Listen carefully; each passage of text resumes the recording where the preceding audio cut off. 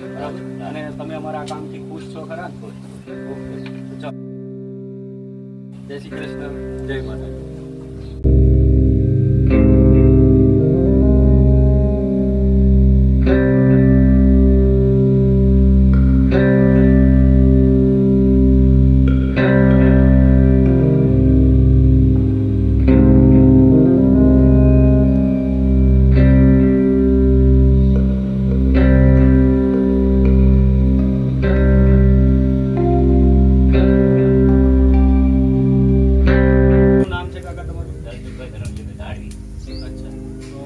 કેટલા બાળકો છે?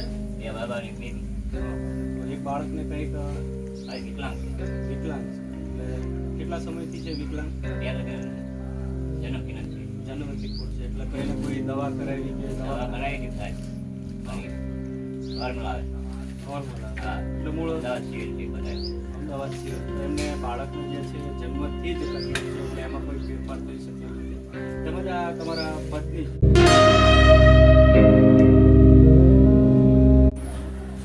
તમારા પત્નીને કઈક તકલીફ છે? હા, મનબુદ્ધિના છે. એ પણ પહેલેથી છે કે પહેલેથી પહેલેથી છે? તો તમારે ઘરમાં ઘર ચલાવવા માટે શું અત્યારે? અત્યારે રોજી રોટી ક્યારેક જઈએ કામ એવું. અચ્છા, ક્યારેક જાઓ છો ને ક્યારેક નથી જતા. આમ ચાલે ખરું ઘરનું? ના, એવું ન ચાલે. અચ્છા, ચલાવી રહી. પાડોશી કે ગામના કોઈ લોકો કંઈ હા, આપી.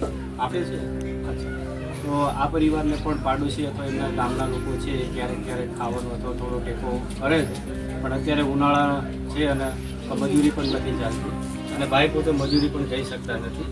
તો 1 મહિનાનું રાશન આપી પિન્ટુભાઈ પટેલ દ્વારા અમે ટેકો આપવાનો પ્રયત્ન કરીએ છીએ.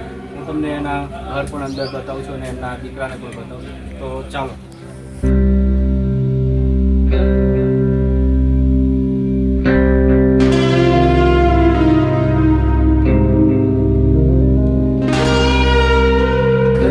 આ તમને 1 મહિનાનું જે રાશન છે એ પિન્ટુભાઈ પટેલ દ્વારા આપવામાં આવ્યું છે. તો તમે એનાથી ખુશ છો ખરા? હા.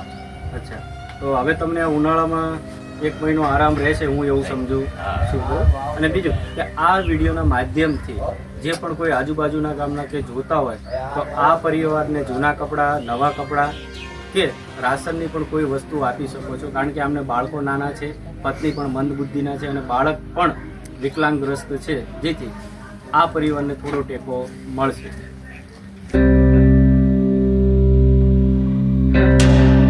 જિલ્લાના લીંબડી તાલુકાના ગડથલ ગામે જે આવ્યા છે, અને આ પરિવારને પિન્ટુભાઈ પટેલ દ્વારા 1 મહિનાનું રાશન અહીંથી એમને દુકાનદાર જોડે વાત પણ કરી લીધી છે, અને એમને 1 મહિનાના રાશનની વ્યવસ્થા કરી છે. સમયના અભાવના કારણે અમે એમના ઘરે વધારે વિડીયો લેવા જઈ શકતા નથી, કારણ કે તડકો છે, ઉનાળો છે, જેથી તકલીફ અમને પણ ઓછી થાય. એટલે તમને અહીંથી 1 મહિનાનું રાશન આપશે, બરાબર? અને તમે અમારા આ કામથી ખુશ છો ખરા ને? ઓકે, તો ચાલો. જય શ્રી કૃષ્ણ, જય માતાજી.